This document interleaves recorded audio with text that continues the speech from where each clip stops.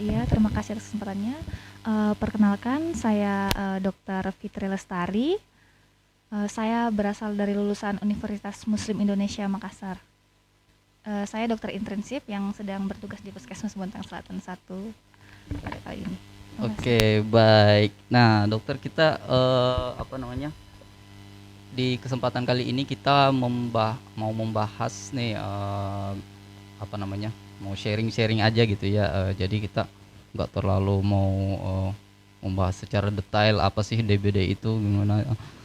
Pasti semua teman-teman di luar sana sudah pastinya tahu ya apa penyakit DBD, sudah nggak asing lagi bagi kita ya. Nah, jadi tema kita adalah pencegahan dan pengendalian DBD. Nah, penyakit DBD sendiri itu adalah penyakit yang disebabkan oleh virus dengue. Ya. Nah, sebelum kita membahas lebih lanjut, saya pengen ini dulu ya sharing sedikit mengenai jumlah kasus yang ada di wilayah kerja Puskesmas Bontang Selatan 1 ya. Untuk yang di Tanjung Laut itu apa namanya, di Tanjung Laut ada sekitar 28 ya. Kemudian di Tanjung Laut Indah ada sekitar 36. Kemudian di Kelurahan Satimpo itu ada 10 kasus. Nah, itu untuk semua kasus di baik itu suspek maupun yang DHF. Nah, untuk kelurahan untuk RT sendiri ini yang paling terbanyak adalah di RT 20 dan 21 Kelurahan Tanjung Laut Indah. Baik, untuk selanjutnya mungkin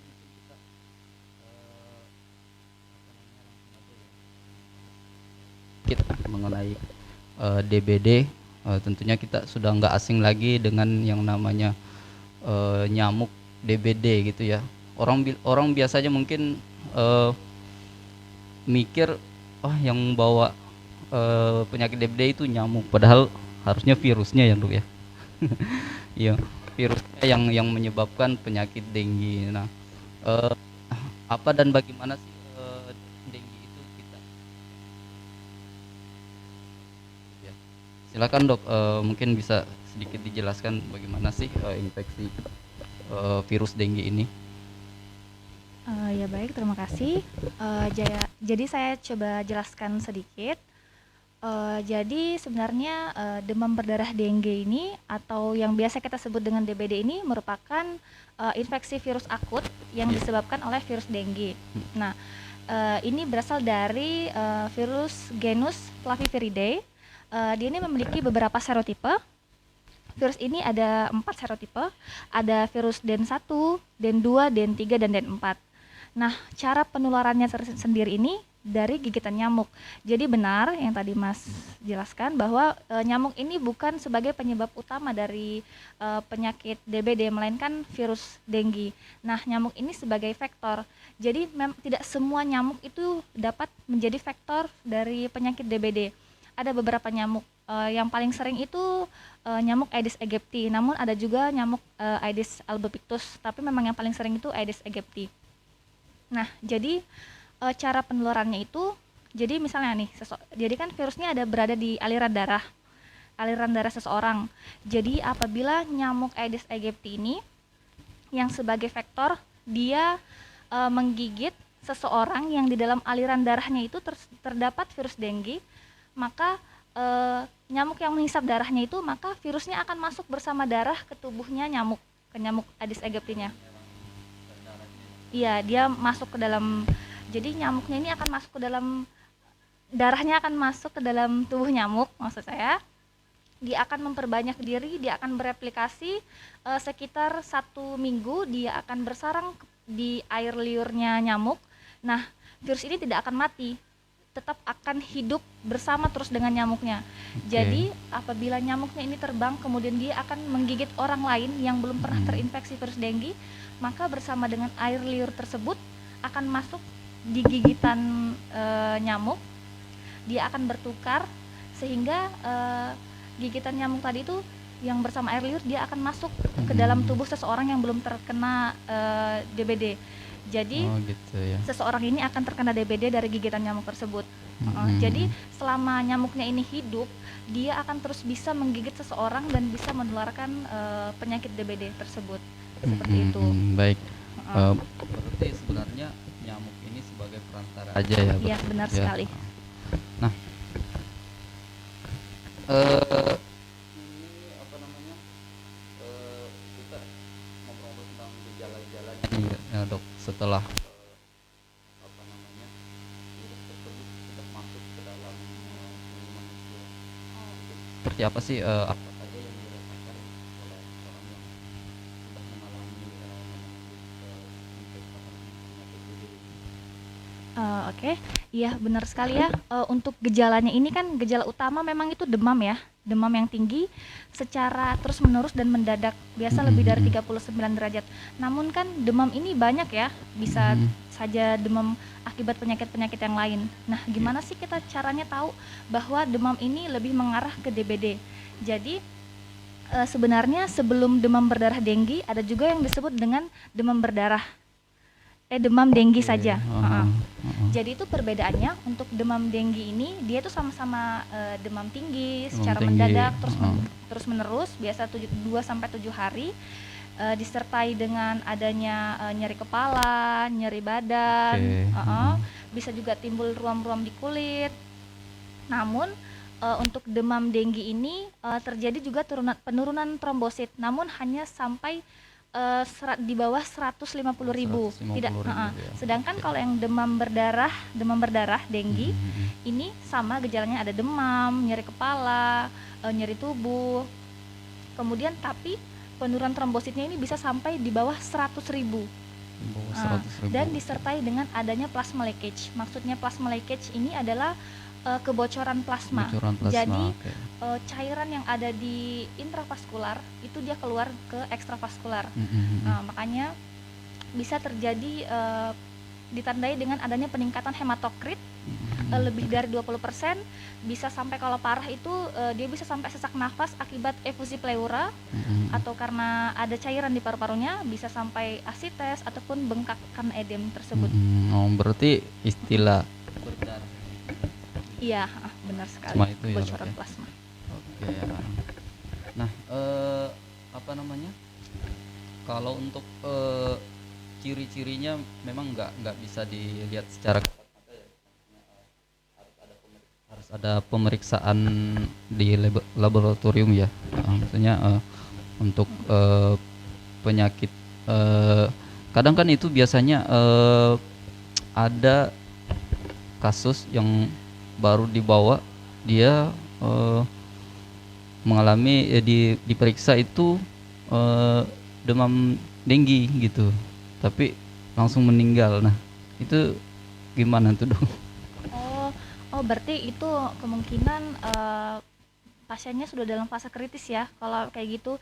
Jadi pertolongan pertama maksudnya ini ya, mungkin kali ya. Jadi memang demam pasien-pasien itu kan biasanya demam.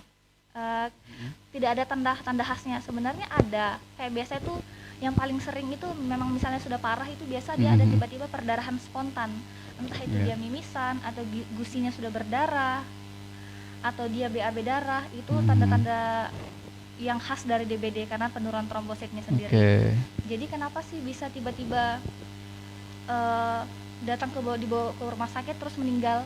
Nah, biasanya itu sebenarnya pasiennya tuh sudah demam dari beberapa hari yang lalu, cuma mungkin karakteristik demam sendiri dari DBD ini kan khas ya, seperti tapal kuda yang naik turun naik. Maksudnya di sini mungkin pasiennya itu sebelumnya sudah pernah demam, namun pas dibawa itu mungkin dia sudah tidak terlalu demam ya. Mungkin dikira pasiennya oh ini sudah sembuh kok, padahal itu adalah fase-fase kritis dari pasiennya. Mungkin demamnya turun tapi kondisi tubuh pasiennya ini juga turun karena terjadi penurunan trombosit yang apabila tidak diobati segera, nah itu yang akan berakibat fatal yang menyebabkan pasien ini shock sampai kematian. Seperti itu. Oke. Berbicara tentang infeksi virus denggi ini, tentunya kita semua punya risiko ya, baik itu dari anak-anak, dewasa. Tapi Yang paling berisiko ini siapa aja sih, Dok? Jadi untuk siapa sih yang paling beresiko? Mm-mm. Sebenarnya entah itu baik dia usia muda maupun usia tua, tidak menutup kemungkinan untuk semuanya tidak terkena. Maksudnya semua Betul. usia muda maupun usia tua itu bisa terkena. Mm-mm, Namun mm-mm, memang baik. yang sering saya jumpai ya di kasus-kasus itu memang lebih banyak anak-anak sih. Saya lihat itu Mm-mm, lebih mm-mm. banyak anak-anak. Kemungkinan ini juga bisa karena kan biasanya anak-anak memang biasa itu lebih sering dalam ruangan, entah itu dalam rumah ataupun di sekolahan ya. Iya, betul. Uh, jadi dan kita ketahui bahwa nyamuk Aedes aegypti ini kan biasa disebut juga nyamuk rumahan Mm-mm, karena mm-mm. dia itu lebih suka bersarangnya itu pada air yang jernih Air yang jernih, atau dia heeh. itu sukanya uh, hinggap di apa pakaian-pakaian yang tergantung Betul, kayak gitu-gitu dan heeh. sedangkan kan kalau orang dewasa ini biasa kerja keluar rumah Mm-mm. walaupun tidak menutup kemungkinan juga ya bakal terkena Iya, pasti betul. karena rumah. Namun kan kalau anak-anak ini biasa suka dalam ruangan gitu Iya, dan heeh. memang aktivitas nyamuk Aedes aegypti ini lebih aktif pada pagi hari dan sore hari. Oke, Nah, oke. kemungkinan itu anak-anak lebih beresiko karena itu. Mm-mm. Ada hubungannya mungkin, Dok, dengan imunitas atau daya tahan. Oh iya benar juga, heeh. Karena kita ketahui bahwa imunitas anak-anak ini mungkin tidak sebaik dengan orang dewasa ya, belum sesempurna orang dewasa seperti itu. Eh, apa namanya? Nah, ini kita berbicara tentang pencegahan ketika anak-anak sudah terkena infeksi dengue ya, sudah ada mulai ada gejalanya, demam ya, terutama itu kita mesti ngapain sih, terutama para orang tua nih yang apa namanya, yang punya anak-anak ya, atau mungkin usia-usia yang ya masih remaja ya, apa sih yang harus dilakukan kalau kita sudah demam terus kita sudah tahu juga oh ini mungkin musimnya DBD ini. Apa sih yang perlu kita lakukan sebagai antisipasi jangan sampai nanti tambah parah gitu. Iya, jadi misalnya keluarga kita atau di sekitar kita ini ada yang demam. Yang pertama itu kita jangan panik dulu ya. Misalnya dia masih Panik, jangan oke. panik utamanya Jangan jangan panik. panik dulu. Eh, Misalnya pasiennya ini masih Oke. hari pertama demam, Mm-mm. usahakan pasien tersebut pertama tirah baring. Maksudnya Istirahat ya gitu istirahat ya. dulu, membatasi aktivitas fisik. Mm-mm. Misalnya ini masih hari pertama saja ya, Hari hari pertama. pertama. Oke. Kemudian dapat diberikan antipiretik atau penurun demam seperti paracetamol. Penurun panas ya. Heeh. Mm. Kemudian kita berikan pasien tersebut cairan yang cukup, makan makanan yang bergizi.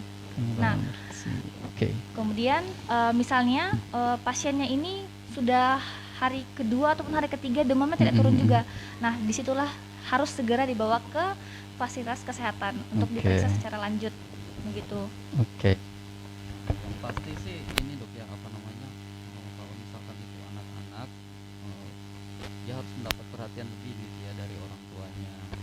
Sebenarnya jangan sampai orang tua terlalu mengutamakan pekerjaan ya, sampai meninggalkan anak yang sudah demam, sudah lemas ya kayak gitu ya. Dan apa namanya ya,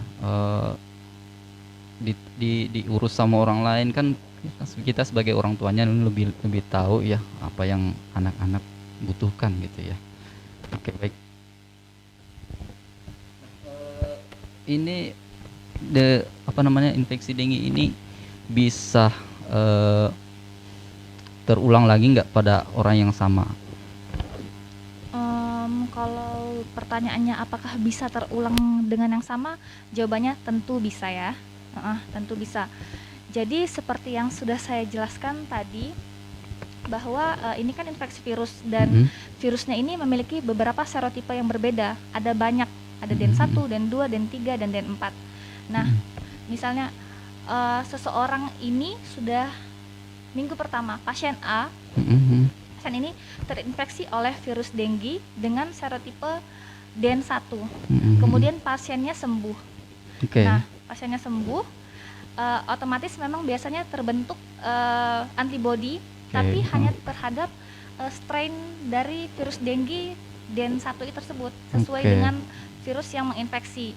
Nah, tidak menutup kemungkinan 3 minggu selanjutnya ataupun beberapa minggu selanjutnya pasien A ini dapat terinfeksi lagi, namun dengan serotipe virus dengue yang berbeda. Nah, kenapa bisa terkena lagi? Yaitu karena mungkin pasiennya tidak memperhatikan lingkungannya, Oke. Heeh. masih tidak membersihkan lingkungan yang lingkungannya masih kotor, tidak memperbaiki diri begitu. Oke. Nah, kalau kita lihat nih dari kasus-kasus yang meninggal nih, itu katanya ada yang mengatakan bahwa yang gemuk ini lebih lebih misalkan kalau dia udah parah itu eh, lebih ini ke apa namanya lebih gampang gitu untuk apa apa istilahnya sih kalau misalkan kita sudah parah dia lebih eh, cenderung ini apa namanya sudah nggak bisa tertolong gitu loh dok. Maksudnya seperti Oh apa iya, sih? untuk berat badan yang lebih berat Iya. ya, memang sebenarnya karena kan utama dari terapi DBD ini sebenarnya cairan, dan biasanya memang pasien-pasien itu tidak terlalu terlihat begitu, dan sedangkan kebutuhan cairan orang yang berbadan kurus dan berbadan yang besar itu yang lebih berat itu berbeda. Jadi memang tata laksananya itu harus benar-benar diperiksa, diperhatikan, takutnya kebutuhan cairannya itu kurang. Nah, Oke. kebutuhan cairannya yang kurang ini yang menyebabkan dia dehidrasi, namun tidak terlihat, pasien tampak biasa-biasa saja begitu. Iya. Nah, ternyata pasien ini ternyata sudah dalam fase kritis. Nah, makanya itu biasanya langsung drop dan Drop. Oke. bisa meninggal seperti itu. Berarti yang agak gemuk ini memang lebih ini ya, ada benarnya gitu ya. Walaupun tidak selamanya Tidak sih, selamanya, tapi karena kadang-kadang biasanya kan gitu ya. Oke. Nah, ini kita mau membahas tentang pencegahannya nih, untuk menambah imunitas dan jangan sampai kita apa namanya kalau misalkan di lingkungan kita ada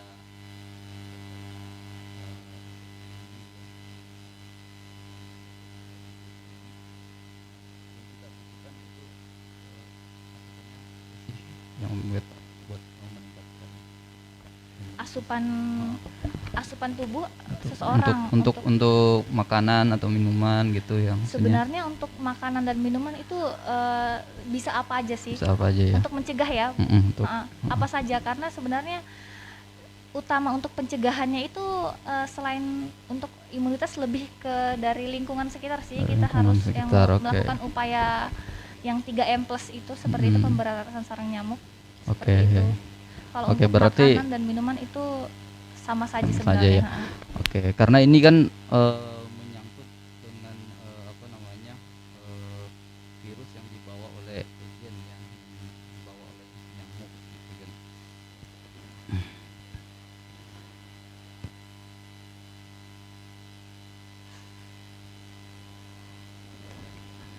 Nah, ini saya jelaskan sedikit mengenai pencegahan DBD juga ya. Ini kita sudah masuk musim yang nggak jelas ya. Kadang hujan sehari, kemudian besoknya 2 hari panas lagi, kemudian hujan lagi. Nah,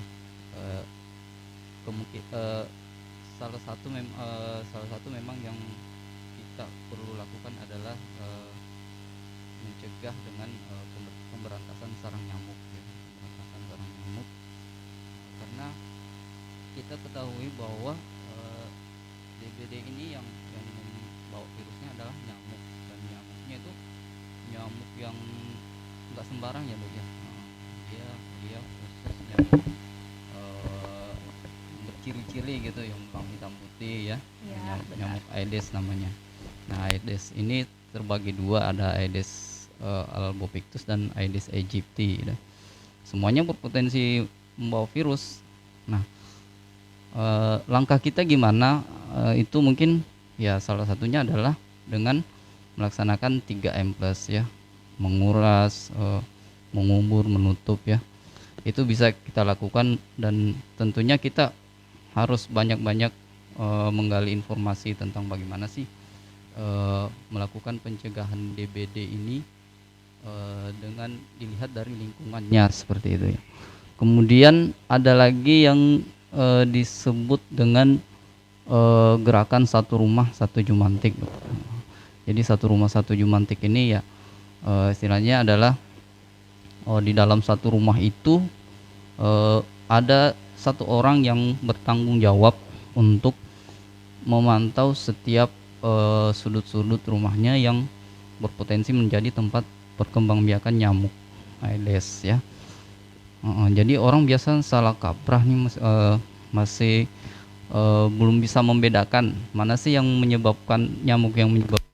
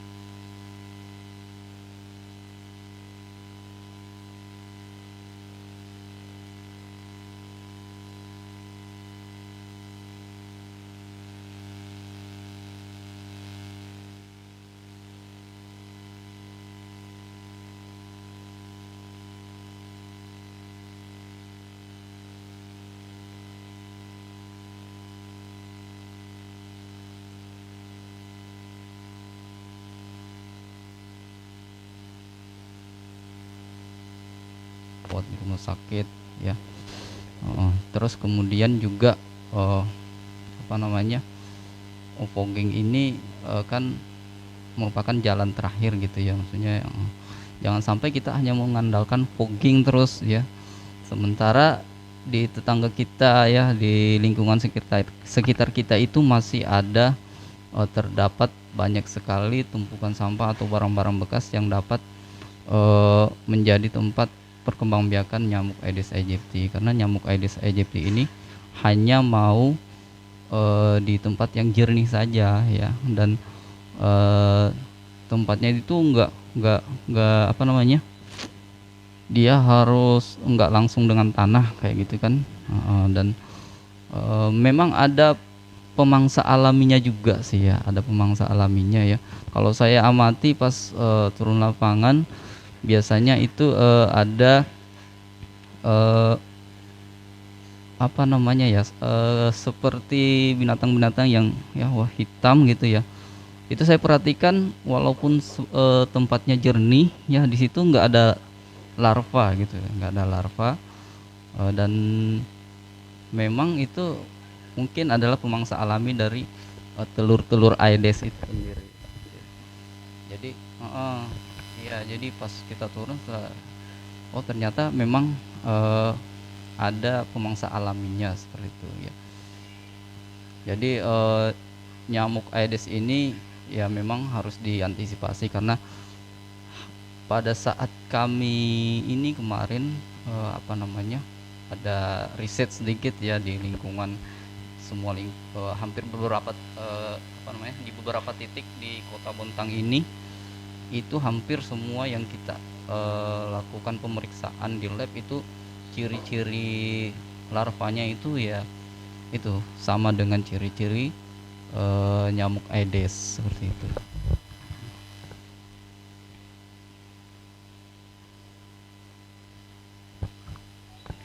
Nah, kemudian juga ada wacana ya dari pemerintah, tapi ini kita belum apa namanya, belum, masih dalam pembahasan anggaran ya. Jadi kita akan merencanakan itu bagaimana supaya nyamuk Aedes ini bisa menyebarkan bakteri Wolbachia. Udah pernah dengar nggak bakteri Wolbachia? Belum pernah ya. Jadi di Jogja itu saya kenalnya nyamuk ini yang sudah berwolbachia ini itu tahun 2016 kalau nggak salah. Jadi kemarin itu apa namanya, kita sempat membahas sama-sama dengan tentang nyamuk berwolbachia ini. Jadi dia eh, awal mulanya itu dari sebuah jenis nyamuk yang diteliti oleh apa namanya, beberapa ilmuwan kita di sana. Dari juga dari coba di sana. Jadi dia nyamuk ini dimasukkan bakteri ya. Pada saat dia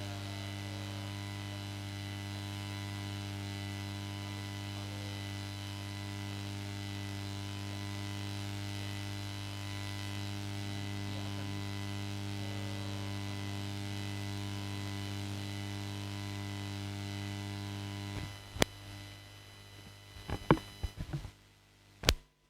dia akan menularkan apa namanya, bakterinya ke betina dan akan melahirkan anak-anak yang eh, punya bakteri Wolbachia. Nah, bakteri ini kan dia dia menghambat pada saat nyamuk ini nyamuk betina.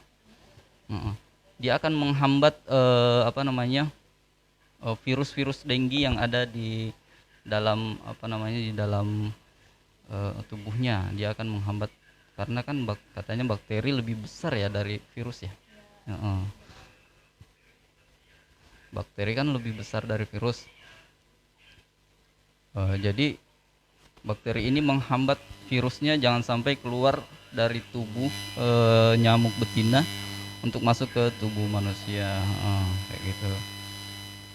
Kalau dilihat dari apa namanya, eh, sketsanya kemarin itu kita apa namanya melihat eh, kalau misalkan ada yang lahir ya, eh, itu betinanya dia akan eh, kalau misalkan dia tidak terbuahi dia akan mati kayak gitu. Kayak gitu. Jadi ini kita tujuannya adalah menghambat virusnya jangan sampai menular ya, kayak makanya dilakukan apa namanya, eh, penyebaran bakteri Wolbachia melalui nyamuk.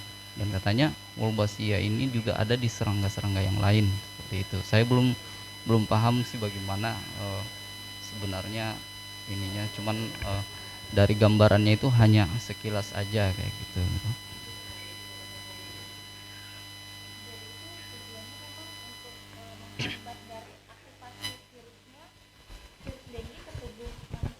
Mm, mm, mm. Ya.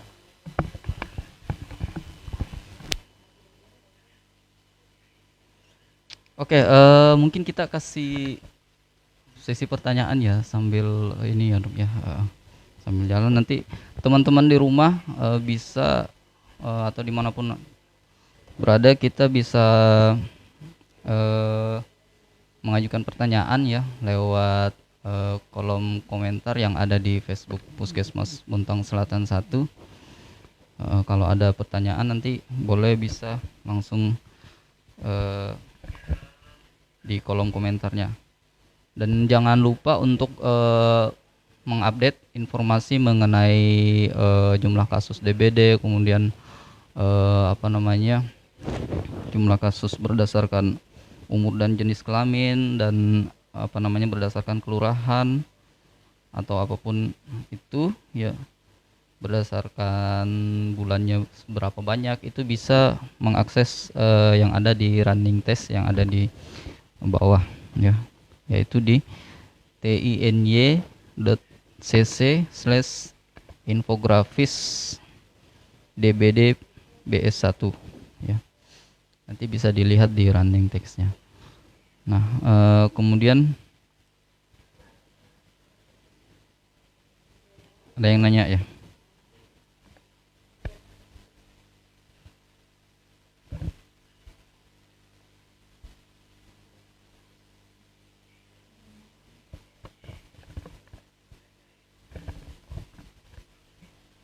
Oke, ada yang nanya Mungkin coba kita lihat dulu ya.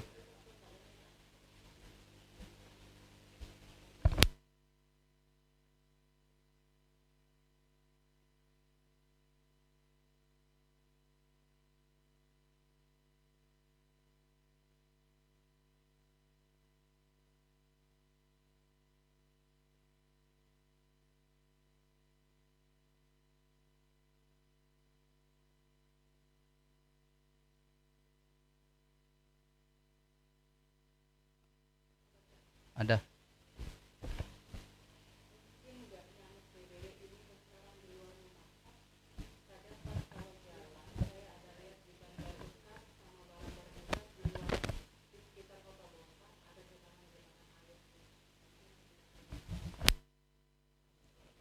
Oke, saya jawab aja. Kalau kalau menurut beberapa riset dan teori itu, kalau nyamuk nyamuk Aedes ini, nyamuk yang membawa virus dengue ini, itu lebih banyak di penampungan air yang jernih ya. Kalau untuk di sekitar luar, misalkan ada ban bekas, ada kaleng bekas atau wadah-wadah bekas ya, itu bisa saja ya, bisa saja asalkan di tempatnya itu apa namanya, memang betul-betul nggak ada kandungan-kandungan yang lain,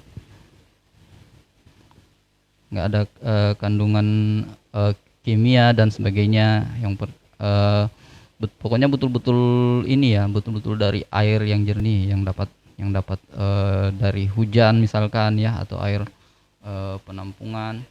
Tapi biasanya kalau untuk apa namanya, penampungan barang-barang bekas yang misalkan dari tumpuk apa namanya, bekas cat dan sebagainya, itu biasanya nggak ada.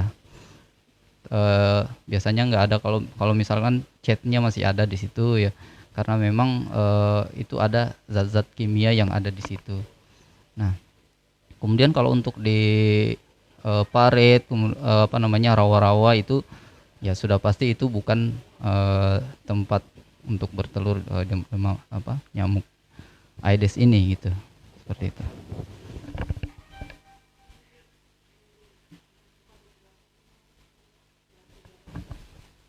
Oke. Oke, 3M plus berarti menguras ya, menguras artinya kita menguras semua tempat penampungan air ya. Jadi 3M-nya itu, M yang pertama, kita menguras semua tempat penampungan air ya, baik itu bak mandi, drum ya, atau apapun itu, harusnya kita kuras minimal itu seminggu sekali. Karena kenapa seminggu sekali? Karena kalau saya perhatikan memang nyamuk itu eh, sudah menjadi larva itu seminggu, sudah menjadi larva. Nah, kalau lewat dari itu sudah bisa dipastikan itu akan menjadi nyamuk nyamuk muda ya. Nah, kemudian mengurasnya ini ya jangan asal dikuras aja, tapi juga dikuras ya, disikat, karena biasanya kan telur-telur nyamuk ini loh masih nempel-nempel gitu, kalau mau nempel di dindingnya, di ininya apa namanya. Jadi betul-betul harus dikuras, disikat gitu ya. Kalau perlu ya pakein sabun atau deterjen ya, deterjen, baru habis itu disiram lagi yang kayak gitu. Jadi eh, pada semua teman-teman di rumah ya, Bapak Ibu, eh, tolong jangan malas untuk apa namanya, menguras tempat penampungan airnya, terutama yang ada di luar nih, karena kalau di luar ini kan kita kadang mengabaikan ya udah ya.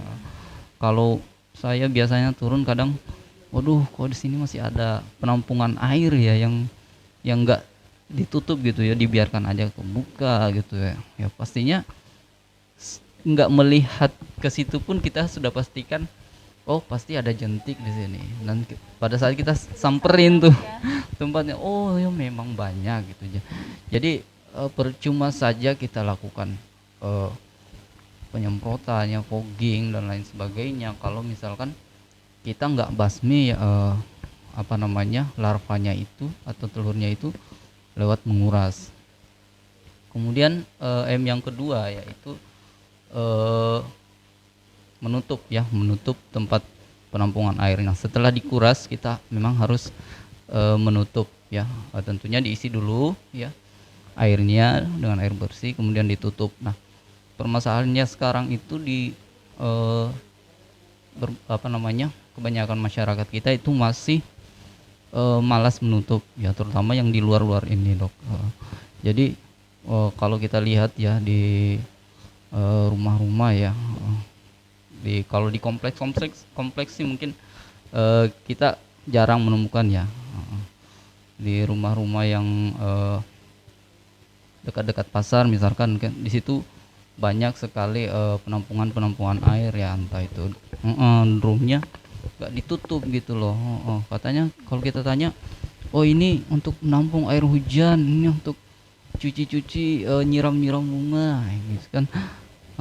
Yang oke, nggak masalah kalau kita kalau memang digunakan untuk mencuci motor atau menyiram bunga dan lain sebagainya, tapi ya harus ditutup juga karena itu kan memudahkan nyamuk untuk bertelur di situ kalau nggak ditutup gitu kan. Apalagi kalau sudah ada yang sakit DBD di lingkungan itu, ya ini akan eh, menambah apa namanya ya, membuat penyebaran DBD itu semakin karena semakin cepat kayak gitu.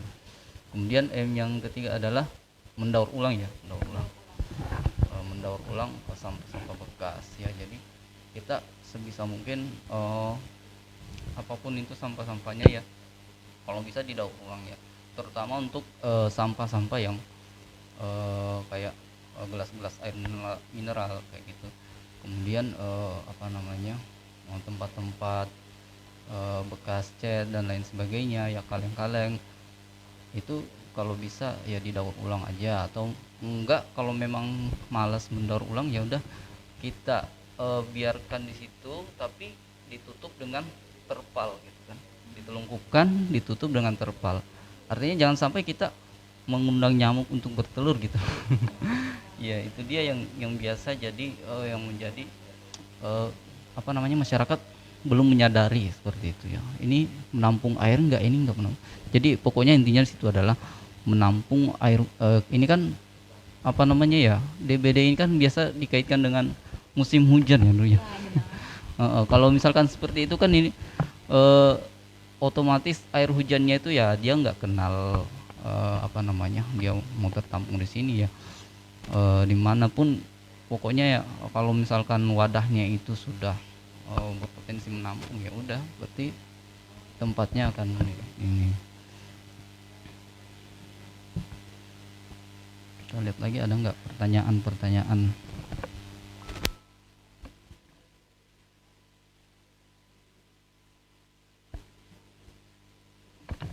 Ada lagi pertanyaan?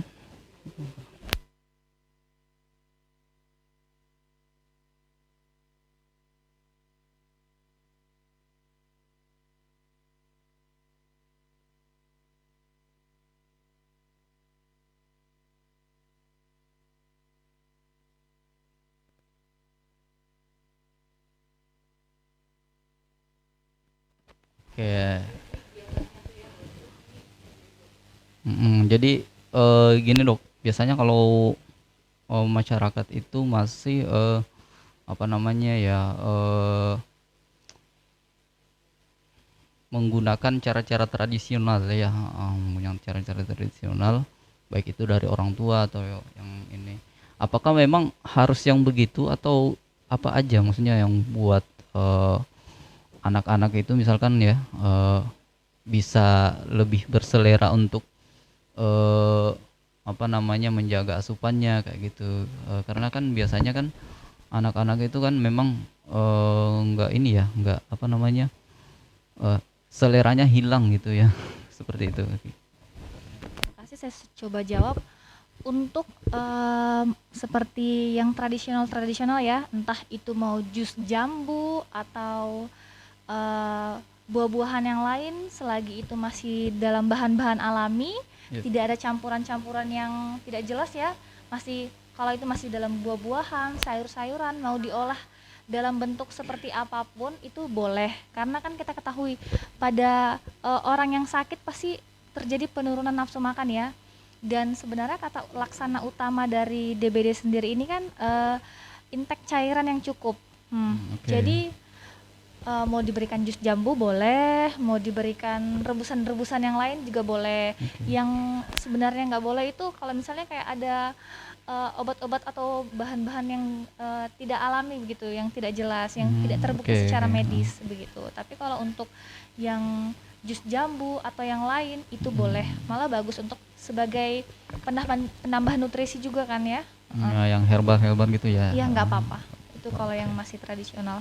Oke, jadi intinya begitu, yang herbal atau apapun itu yang bisa meningkatkan apa namanya daya tahan tubuh. Tapi untuk apa namanya ini kan biasanya ada yang membuat ini dok ya, apa namanya yang minuman herbal begitu. Cuman anak-anak itu ya masih tetap nggak mau gitu. Ada trik nggak tersendiri nggak? Kalau misalkan anak-anak kurang selera kalau yang begitu, apa boleh dengan minuman-minuman yang ada di minimarket atau gimana gitu ya? Mm-mm. Penyakit-penyakit yang lain tidak menutup kemungkinan ya. Mm-mm, oke. Jadi tapi sebenarnya kalau kayak seperti susu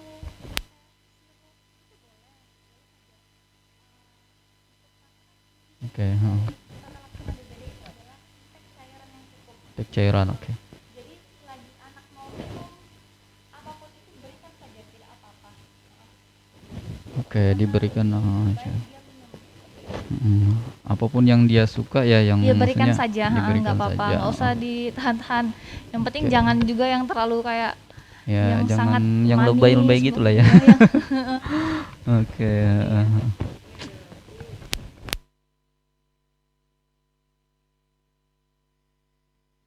oke. Ada pertanyaan, seberapa efektif sih fogging untuk memerantas nyamuk? Ya kalau kalau dibilang efektif untuk nyamuknya ya. Untuk nyamuknya memang efektif sih, efek.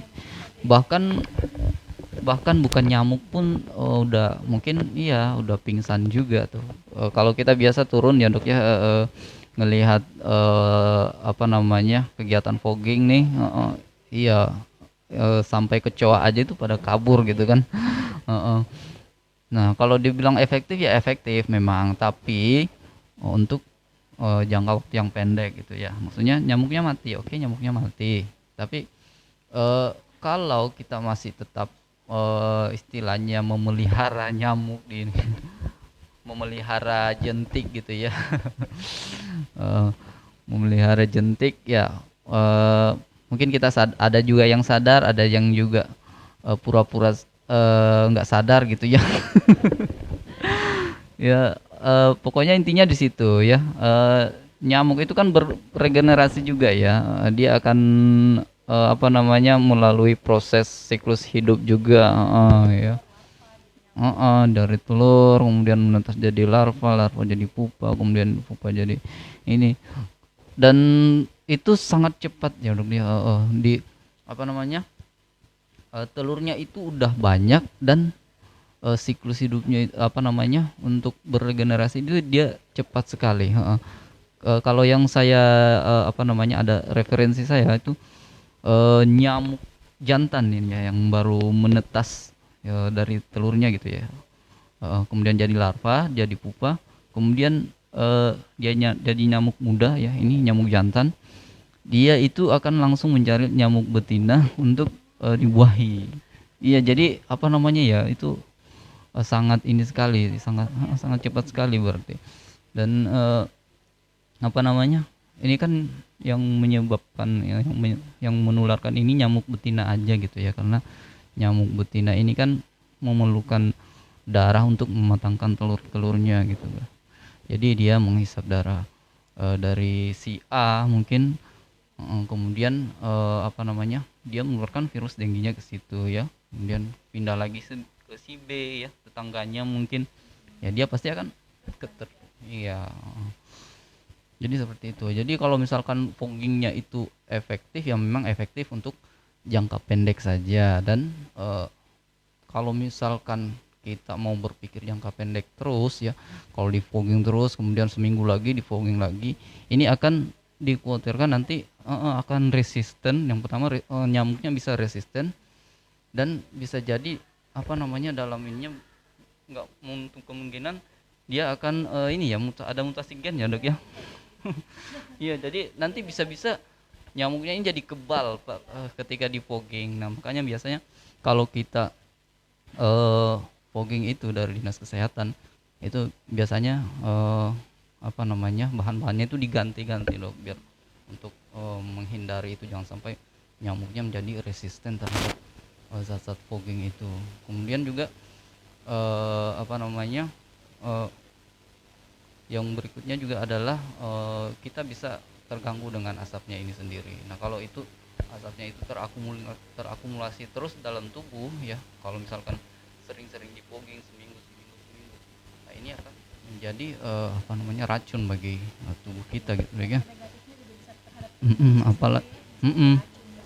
Apalagi kalau di lingkungan tersebut banyak anak-anak ya, banyak bayi ya, balita. Nah ini kan akan membuat tambah parah gitu ya lingkungan di situ ya. Jadi jangan sampai kita hanya apa namanya berpikir oh fogging efektif nih, saya mau beli aja ya sendiri alat fogging buat memfogging nyamuk-nyamuk yang ada di sini.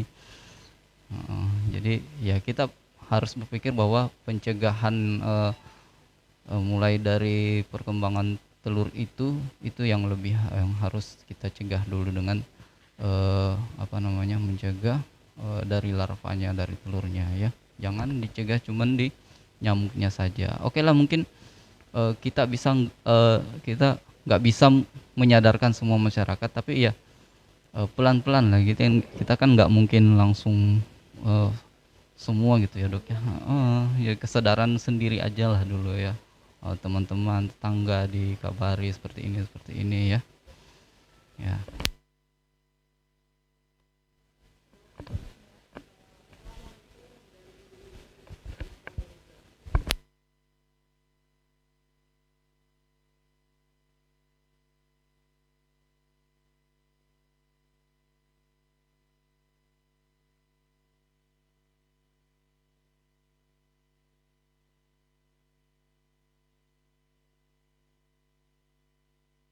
Ya.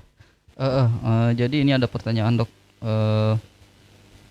Izin tanya, kalau ada anak demam nih selama 3 hari, di hari keempat demam turun, lalu di hari kelima demamnya naik lagi, itu apakah bisa dikatakan itu gejala DBD atau gimana?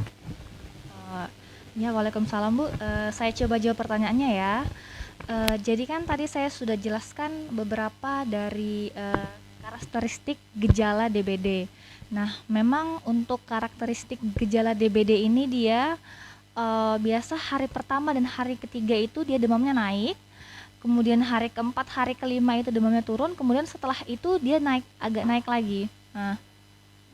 Nah, apabila seperti itu, sebenarnya pas di hari ketiganya itu ibu bawa aja sudah anaknya, misalnya demamnya nggak turun-turun di hari ketiga, langsung saja dibawa ke fasilitas kesehatan untuk biar lebih pemeriksaannya itu lebih lengkap untuk diketahui apakah ini benar-benar DBD atau bukan. Tapi kalau hanya dilihat dari gejala seperti itu yang demam naik turun, itu lebih mengarah memang ke DBD. Seperti itu. Apalagi kalau ditambah dengan misalnya di kulit ada timbul bintik-bintik merah di kulit, atau disertai dengan adanya tiba-tiba perdarahan, gusi itu atau mimisan. Nah, itu sudah sangat mengarah ke DBD. Jadi sebaiknya segera dibawa, apalagi sudah pernah demam turun terus demam lagi, itu harus segera dibawa. Nah, saya tuh tambahkan mungkin sedikit dok.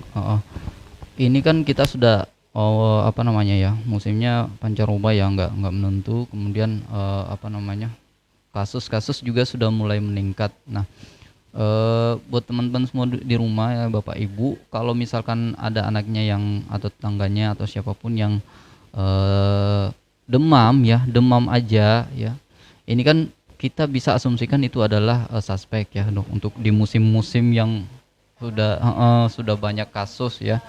Kita bisa harus bisa asumsikan itu, oh ini DBD, nggak apa-apa kita asumsikan itu DBD kalau misalkan dia sudah demam gitu ya. Jadi kalau memang seperti yang dokter katakan tadi ya, istirahat terus diberi obat penurun panas ya.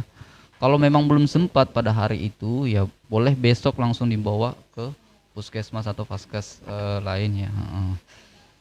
Dari kasus-kasus yang kita ini apa namanya yang sebelum-sebelumnya ini itu kebanyakan memang dok adalah kasus yang apa hanya dibiarkan aja di rumah gitu ya. Jadi itu kan salah juga sih sebenarnya ya, maksudnya jangan sampai kita membiarkan demam lama di rumah. Oh ini bisa demamnya turun sendiri kok nanti gitu. Kita masih berasumsi kayak gitu. Mm-mm. Iya betul. Mhm. Nah ini juga mungkin kasus mulai banyak ini ya mungkin ada kemungkinan apa namanya karena kasus COVID sudah melandai ya gitu ya. Jadi orang eh, apa namanya berpikiran, oh nggak apa-apa deh saya bawa langsung ke rumah sakit gitu kan. Dan dulunya itu sebelum apa namanya pada pada saat COVID ini masih tinggi gitu ya, itu malah ini dok apa namanya kasus turun. Nah kita khawatirnya memang kasus turun ini karena nggak dibawa gitu. Heeh. Berobat jadinya Iya gitu ya, takut di COVID kan takut kayak di gitu. COVID kan ya jadinya. Makanya kemarin Oh, itu gitu. di tahun apa namanya 2021 kalau nggak salah ya, di bulan April kalau nggak salah atau bulan Maret itu ada yang meninggal. Ada meninggal 2 orang ya di bulan yang berbeda sih, cuman tahunnya sama. Nah ini mungkin kemungkinan orang-orang masih berpikir bahwa oh nanti saya takut di COVID kan, jadi saya nggak mau bawa ke rumah sakit dulu gitu, ke puskesmas. Dan sekarang kasus sudah melandai, mungkin ini sudah ini apa namanya sudah mulai membawa ke vaskes, tapi ya itu dia masih apa namanya masih banyak yang terlambat membawa sampai hari ke apa namanya kalau saya tanyakan ini dari mulai sakitnya dari kapan, oh dari 5 hari sebelumnya. ini lang ini pernah dibawa ke apa namanya puskesmas atau klinik gak sebelumnya sebelum sakit, oh nggak pernah, dirawat di rumah aja gitu ya. Nah ini keliru juga sih sebenarnya ya kalau seperti itu kan. Ini kan kita sudah kasus banyak ya, kasus tinggi udah bisa dibilang ya pra KLB gitu ya. Nah, jadi kalau bisa bapak ibu semua di rumah ya tolong diperhatikan lagi anak-anaknya, tangganya dan lain sebagainya. Kalau sudah mulai demam ya lebih lebih apa namanya iya pokoknya kita asumsikan ini, oh ini sudah DBD, oke nggak masalah ya. Diberikan itu tadi ya asupan yang baik. Besoknya ya langsung dibawa, kalau masih demam langsung dibawa aja kayak gitu. Kemudian kemudian ini ada pertanyaan terakhir kali ya dok ya sebelum kita tutup ya. Jam berapa biasanya munculnya nyamuk DBD, kemudian apakah ada ciri-cirinya, kemudian langkah-langkah terbaik jika udah ketahuan habis terinfeksi dari nyamuk DBD. Tadi kita udah jelaskan kali ya, sudah kita jelaskan tadi. Kalau kita sudah ketahui ini kan gejalanya jelas ya, demam ya pasti kita tirah baring ya, kemudian diberikan penurun panas kayak gitu. Tadi kita udah jelaskan yang itu. Kemudian untuk ciri-cirinya itu, kalau ciri-ciri nyamuknya sendiri itu nyamuk DBD ini bisa apa namanya nyamuk DBD itu aktifnya itu pagi dan sore. Tapi kalau di Kota Bontang ini saya perhatikan itu sepanjang hari dok. Sepanjang hari. Tapi kalau malam memang nggak ada gitu kan, malam nggak ada kalau saya. Heeh. Iya, heeh, karena memang endemis dan memang apa namanya lingkungannya juga ya mendukung banget gitu ya. Eh, Jadi kalau di sini memang kalau kalau secara teori sih ya, secara riset itu memang pagi dan sore itu sekitar jam 7 sampai jam 9, kemudian jam 4 sore sampai jam 6 sore. Nah, tapi kalau kita di Bontang ini bisa bisa jadi sepanjang hari gitu loh, tergantung dari misalkan di perumahannya itu misalkan kan dia tertutup ya, nggak ada apa namanya, nggak ada sirkulasi yang bagus, kemudian apa namanya, pencahayaannya juga kurang. Nah itu bisa jadi nyamuk Aedesnya itu bisa di situ berlama-lama gitu, gitu. Kemudian ciri-cirinya itu ya nyamuk Aedes ini dia gesit ya, gesit sekali. Kalau kita mau tepuk dia sudah apa namanya, sudah ancang-ancang gitu, langsung lari gitu ya. Terus juga apa namanya ya, pokoknya dia terbangnya gesit gitu ya, nggak apa namanya, nggak lambat gitu ya, nggak kayak nyamuk-nyamuk yang parit yang biasa gitu. Dia gesit. Terus juga ya yang pasti sudah kita kenal adalah dia belang hitam putih kayak gitu. Kalau untuk apa namanya, bodinya ya kita nggak harus spesifik sih ya. Kalau yang mungkin yang secara kasat mata bisa dilihat itu ya adalah belang hitam putih dan gesitnya itu gitu.